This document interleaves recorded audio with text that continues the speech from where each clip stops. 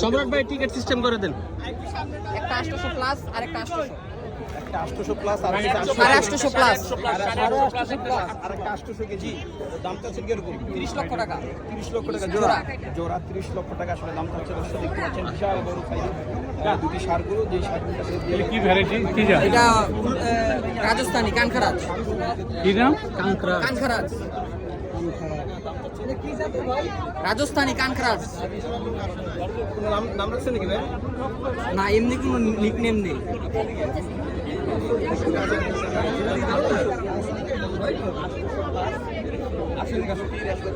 জোড়া 30 লাখ টাকা দাম চাইছে।